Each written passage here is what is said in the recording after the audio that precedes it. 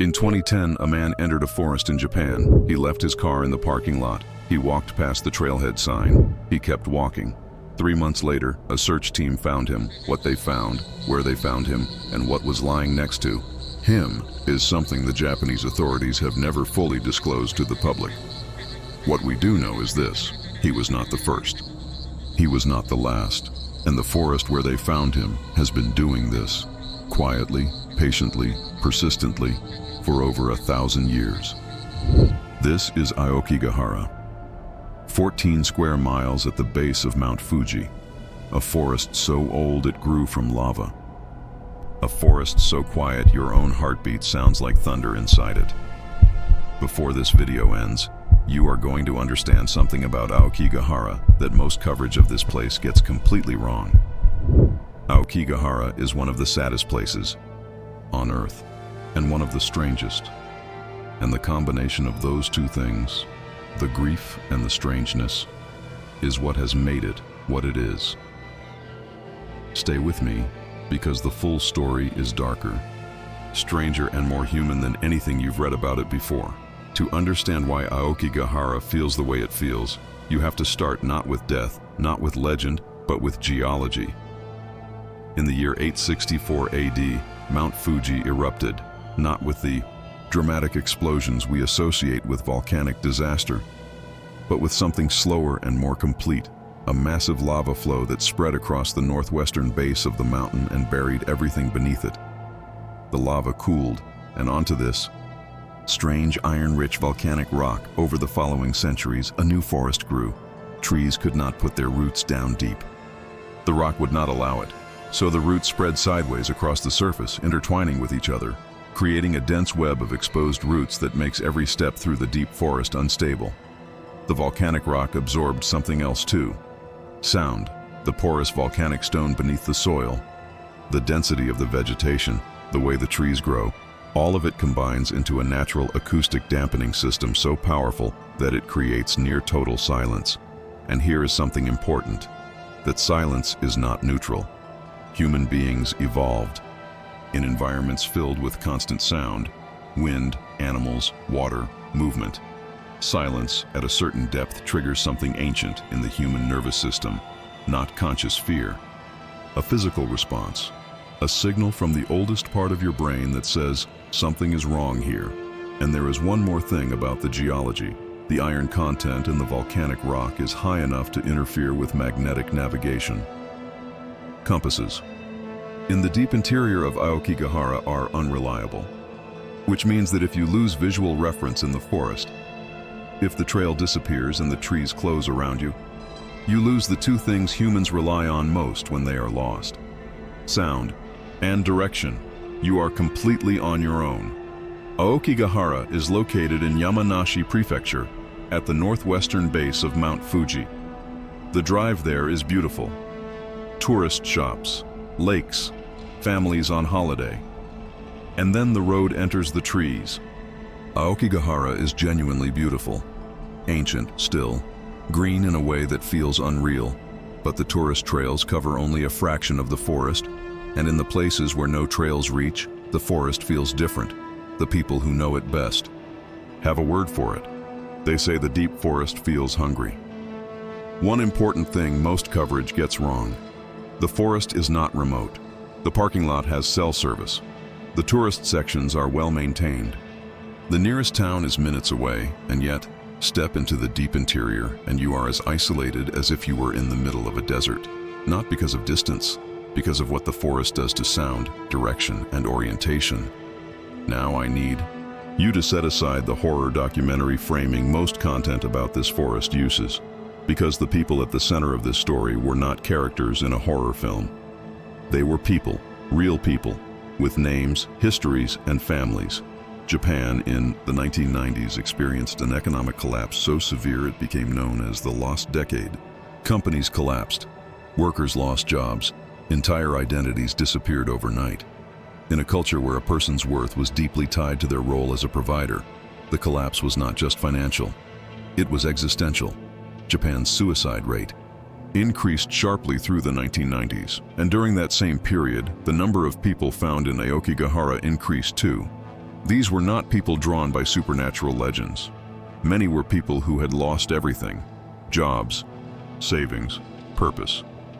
People who felt they had nowhere left to go. In 1993, a writer named Wataru Tsurumi published a controversial book called The Complete Manual of Suicide. The book described methods.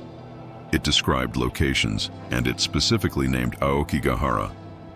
The book sold over 1 million copies. Mental health professionals condemned it immediately, and copies of the book were later found in the forest more than once.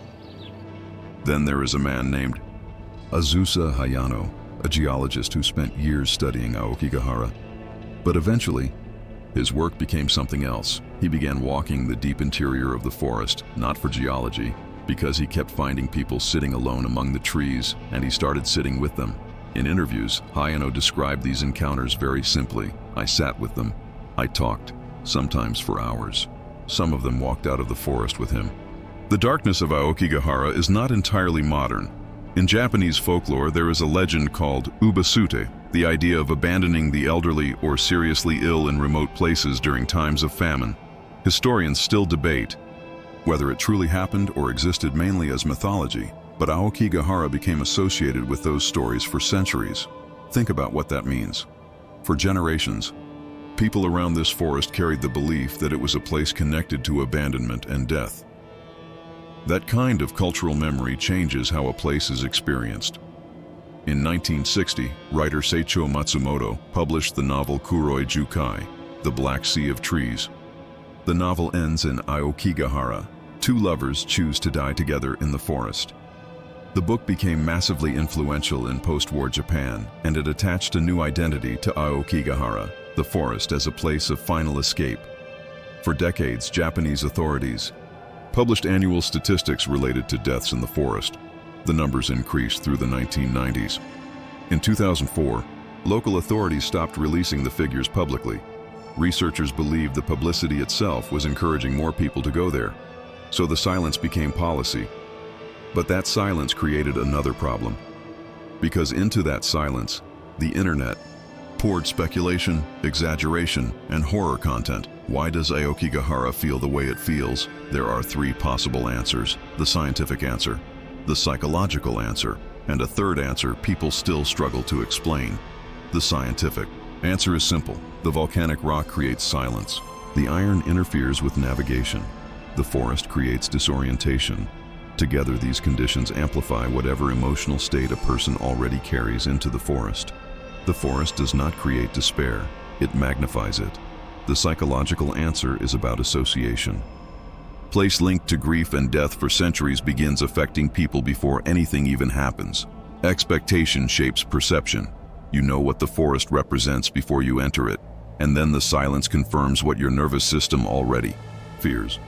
But there is a third category of stories: accounts from researchers, journalists, forestry workers, and search teams. People who describe experiences they cannot fully explain. A sensation of being watched. A strange pull deeper into the forest. Now imagine entering Aokigahara yourself. You park the car. You see families heading toward the tourist caves. Everything feels normal. Then you reach the trailhead sign, a sign that says, "Your life is a precious gift from your parents. Please think carefully about your family. You do not have to suffer alone."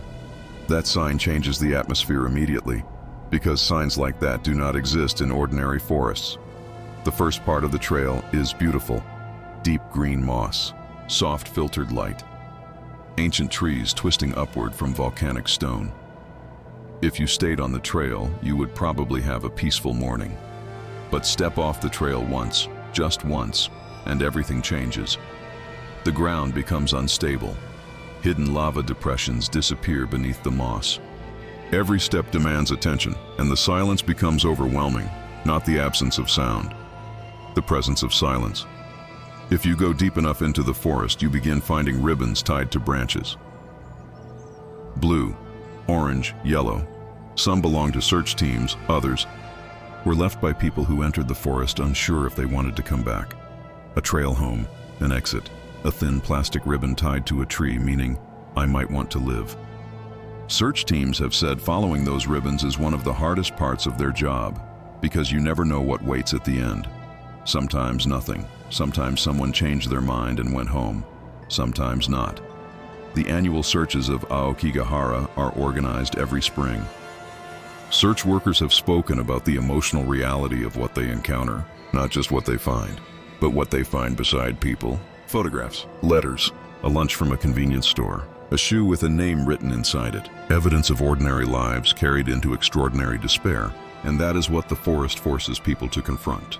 The realization that the people who entered it were not fundamentally different from anyone else. They were simply people who felt they had run out of road. Here is the real question Aokigahara leaves behind. What does a place become after absorbing centuries of human grief? After generations of tragedy, folklore, fear, and despair? Science has partial answers, psychology has partial answers, but neither completely explains what people experience there. And maybe that is why Aokigahara remains so unsettling. Not because it is haunted, but because it reflects something deeply human back at us. I want to end with the sign at the trailhead. Your life is precious. You do not have to suffer alone. That sign exists because people refuse to let a forest become the final answer for those in pain. Because search teams still return every year. Because a geologist once sat beside a stranger in silence for 4 hours until he chose to walk back out. Aokigahara is a strange place, but it is also a place where some people chose compassion over fear. And maybe that matters more than the mystery itself. If this story stayed with you, share it. Not because it is scary, because it is human. And if you or someone you know is struggling, please reach out to someone. The forest is not the only option.